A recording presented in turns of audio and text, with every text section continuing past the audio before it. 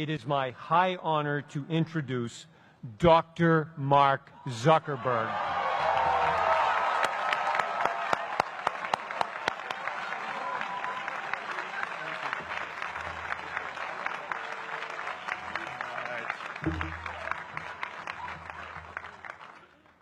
Today, I want to talk about purpose. But I'm not here to give you the standard commencement about finding your purpose. We're millennials. We try to do that instinctively. Instead, I'm here to tell you that finding your purpose isn't enough. The challenge for our generation is to create a world where everyone has a sense of purpose.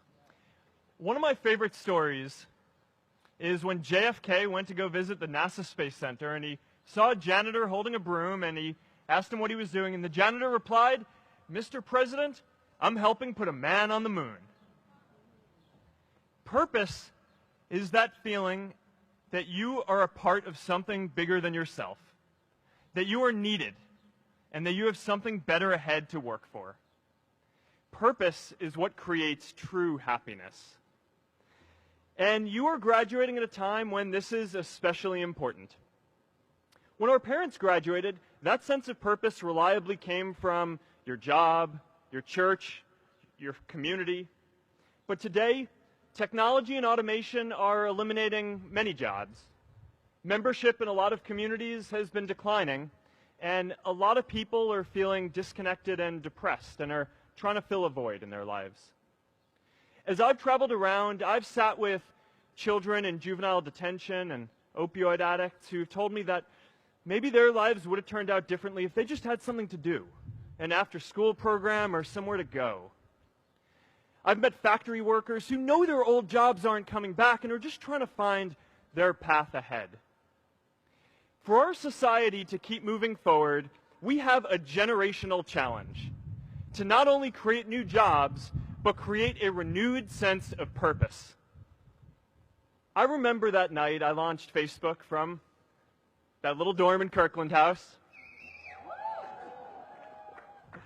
I went to Noakes with my friend KX, and I remember telling him clearly that I was excited to help connect the Harvard community, but one day someone would connect the whole world.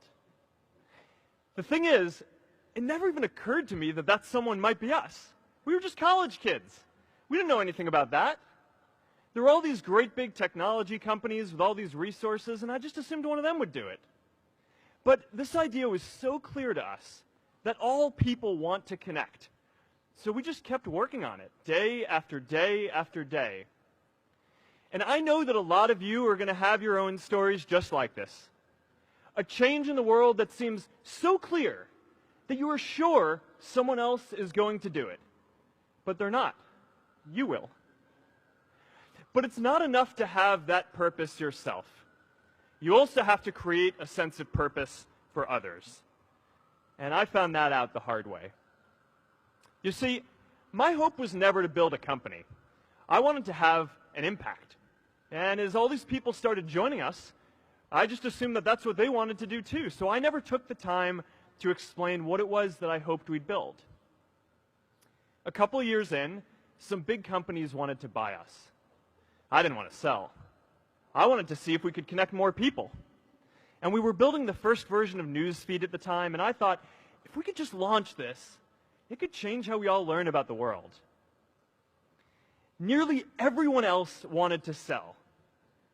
Without a sense of higher purpose, this was their startup dream come true, and it tore our company apart.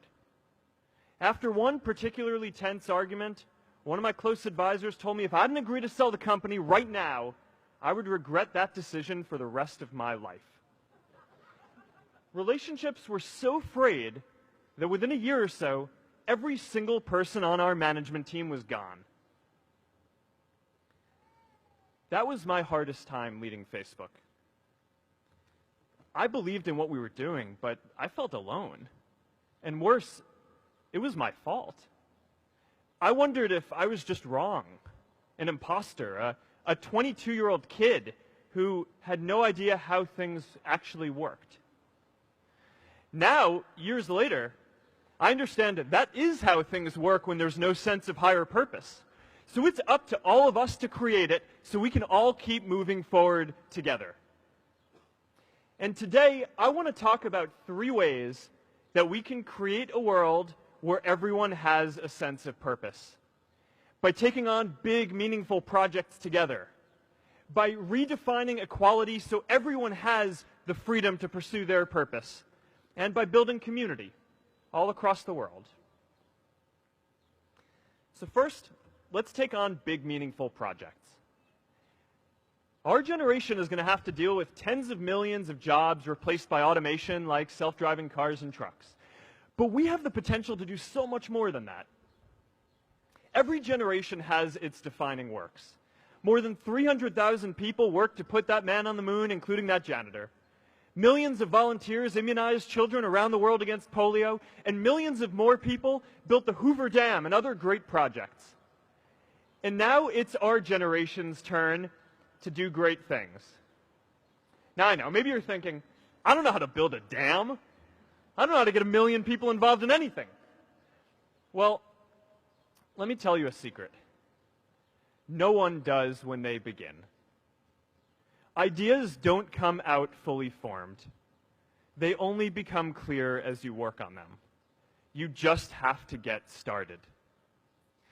If I had to know everything about connecting people before I got started, I never would have built Facebook. Movies and pop culture just get this all wrong. The idea of a single eureka moment is a dangerous lie. It makes us feel inadequate because we feel like we haven't had ours yet. And it prevents people with seeds of good ideas from ever getting started in the first place. Oh, and you know what else movies get wrong about innovation? No one writes math formulas on glass, okay? All right? That's not a thing, okay?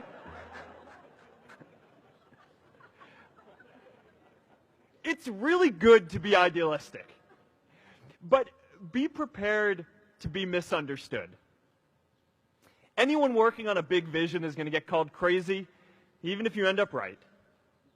Anyone taking on a complex problem is going to get blamed for not fully understanding it, even though it's impossible to know everything up front. Anyone taking initiative will always get criticized for moving too fast because there's always someone who wants to slow you down. In our society, we often don't take on big things because we're so afraid of making mistakes that we ignore all the things wrong today if we do nothing. The reality is, anything we do today is going to have some issues in the future. But that can't stop us from getting started. So what are we waiting for? It is time for our generation-defining great works. How about stopping climate change before we destroy the planet and getting millions of people involved, manufacturing and installing solar panels? How about curing all diseases and getting people involved by asking volunteers to share their health data, track their health data, and share their genomes? You know, today, our society spends more than 50 times as much treating people who are sick as we invest in finding cures so people don't get sick in the first place. It makes no sense. We can fix this. How about modernizing democracy so everyone can vote online? And how about personalizing education so everyone can learn? These achievements are all within our reach. Let's do them all in a way that gives everyone in our society a role. Let's do big things, not just to create progress, but to create purpose.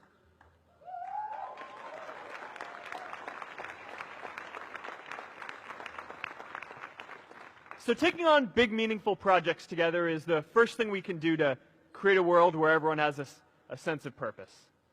The second is redefining our idea of equality so everyone has the freedom to pursue their purpose.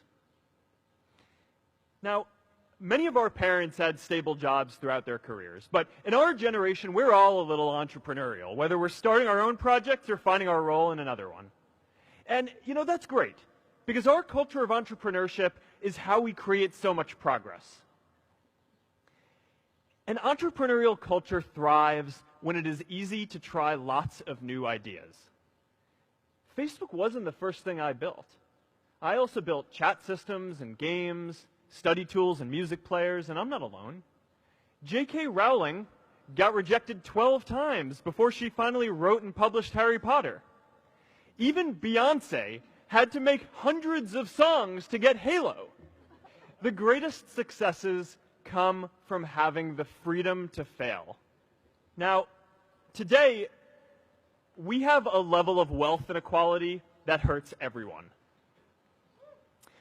When you don't have the freedom to take your idea and turn it into a historic enterprise, we all lose. And right now, today, our society is way over-indexed on rewarding people when they're successful, and we don't do nearly enough to make sure that everyone can take lots of different shots. Now, let's face it. There is something wrong with our system when I can leave here and make billions of dollars in 10 years, while millions of students can't even afford to pay off their loans, let alone start a business.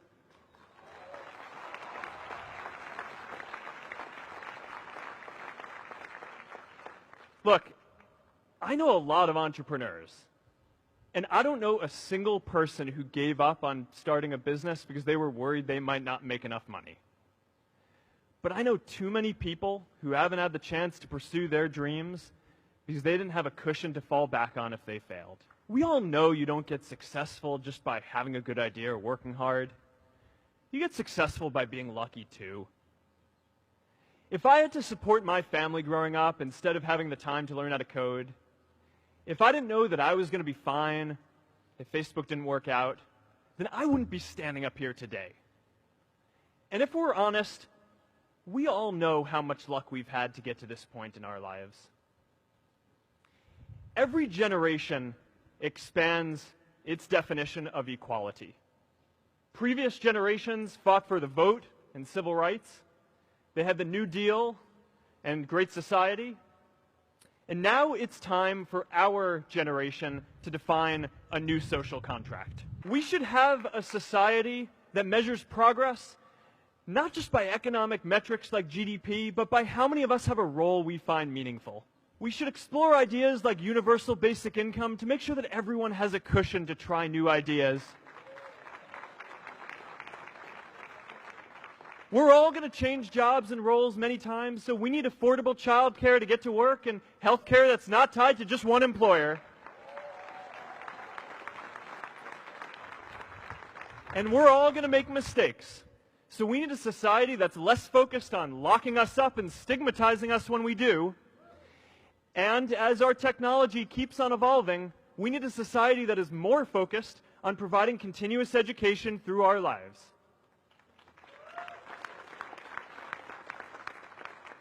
And yes, giving everyone the freedom to pursue purpose isn't going to be free. People like me should pay for it. And a lot of you are going to do really well, and you should too.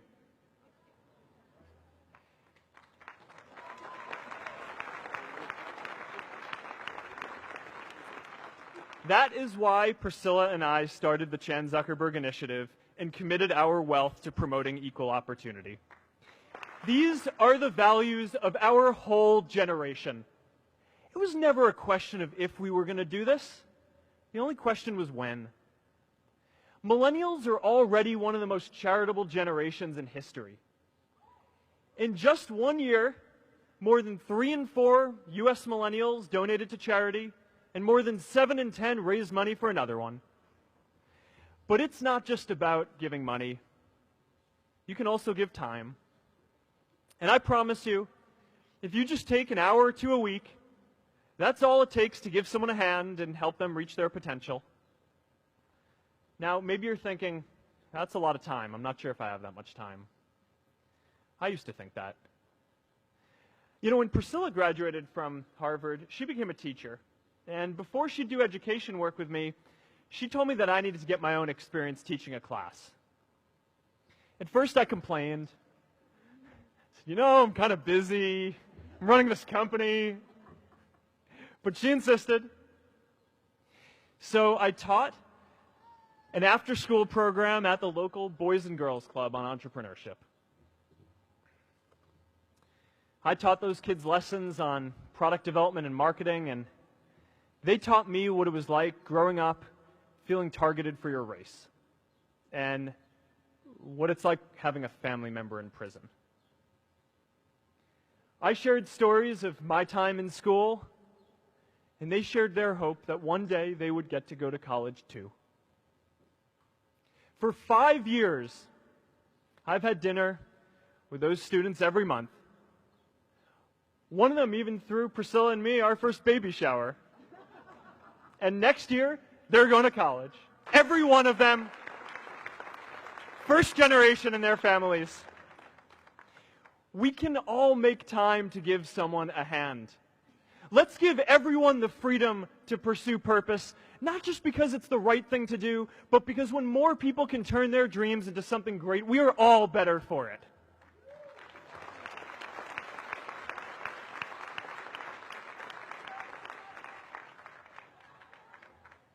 Purpose doesn't only come from work.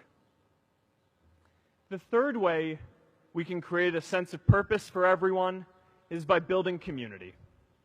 And in our generation, when we say purpose for everyone, we mean everyone in the world. Now, quick show of hands. How many of you here are from another country?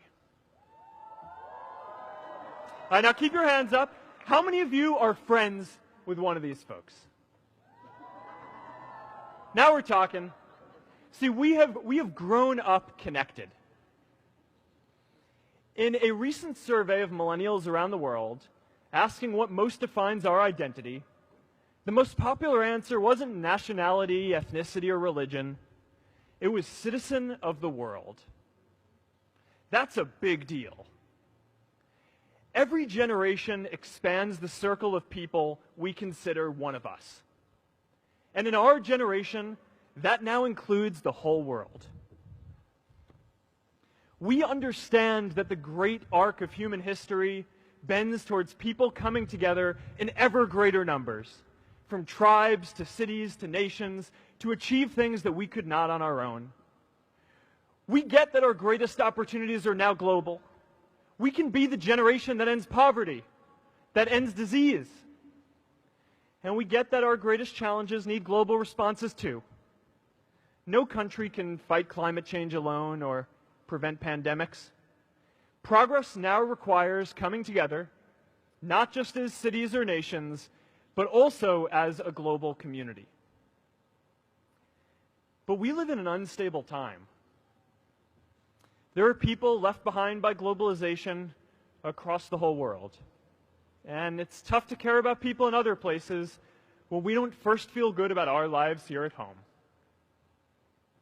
There's pressure to turn inwards. This is the struggle of our time. The forces of freedom, openness, and global community against the forces of authoritarianism, isolationism, and nationalism. Forces for the flow of knowledge, trade, and immigration against those who would slow them down. This is not a battle of nations. It is a battle of ideas. There are people in every country for more global connection, and there are good people against it. And this isn't going to be decided at the UN either. It's going to happen at the local level when enough of us feel a sense of purpose and stability in our own lives that we can start to open up and care about everyone else too. And the best way to do that is to start building local communities right now.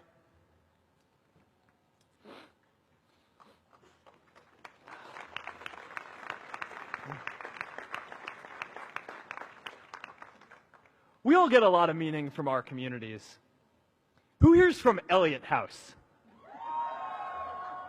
How about Lowell? I know you guys found community because you literally live right on top of each other. And Mather? I'll just leave that there. Whether our communities are houses or sports teams, churches or a cappella groups, they give us that sense that we are a part of something bigger, that we are not alone. They give us the strength to expand our horizons. And that's why it's so striking that over the past few decades, membership in all kinds of communities has declined by as much as 1/4. That's a lot of people who now need to find a sense of purpose somewhere else. But I know that we can rebuild these communities and start new ones because many of you already are. I met Agnes Segoye, who's graduating today. Agnes, where are you?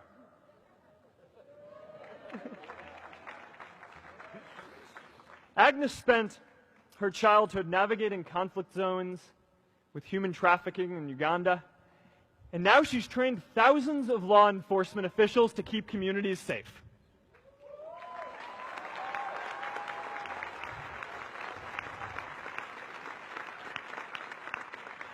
I met Kayla Oakley and Neha Jain. We're graduating today too. Stand up, guys. Kayla and Neha started a nonprofit that connects people suffering from chronic illnesses with people in their communities who are willing to help out.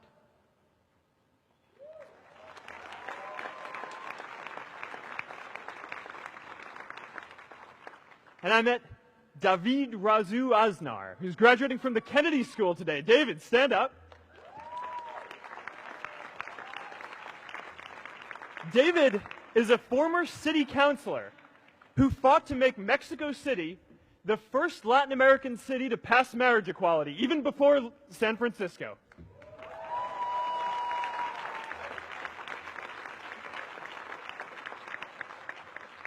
And this is my story too. A student in a dorm, connecting one community at a time, and keeping at it until one day we can connect the whole world. Change starts local. Even global change starts small with people like us. In our generation, the struggle of whether we connect more, whether we achieve our greatest opportunities, comes down to this: your ability to build communities and create a world where every single person has a sense of purpose.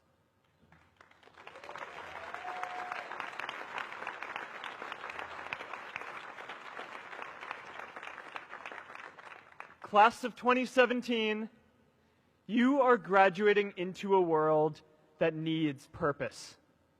And it's up to you to create it. Now, maybe you're asking yourself, can I really do this? Well, remember when I told you about that class I taught at the Boys and Girls Club? One day after class, I was talking to my students about going to college, and one of my top students raised his hand and said that he wasn't sure he could go to college because he's undocumented. He wasn't sure if they'd take him. Last year, I took him out to breakfast for his birthday, and I wanted to get him a gift, so I asked him what he wanted, and he just started talking about struggles that he saw other students in his class facing, and finally said, you know, I'd really just like a book on social justice. I was blown away. Here is a young guy who has every reason to be cynical. He wasn't sure if the country he calls home, the only one he's known, was going to deny him his dream of going to college. But he wasn't feeling sorry for himself. He wasn't even thinking of himself. He has a greater sense of purpose, and he's going to bring people along with him. It says something about our situation today that I can't even say his name because I don't want to put him at risk. But if a high school senior who doesn't know what the future holds for him can do his part to move the world forward, then we owe it to the world to do our part too.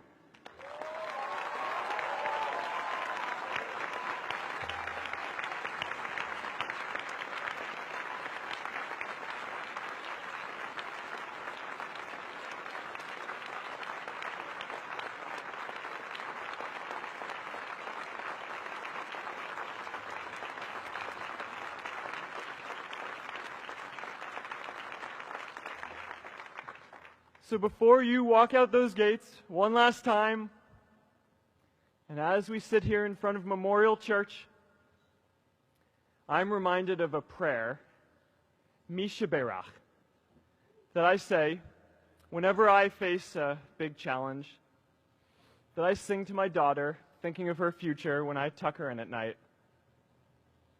And it goes, "May the source of strength, who's blessed the ones before us, help us find the courage to make our lives a blessing." I hope you find the courage to make your life a blessing. Congratulations, class of 2017. Good luck out there.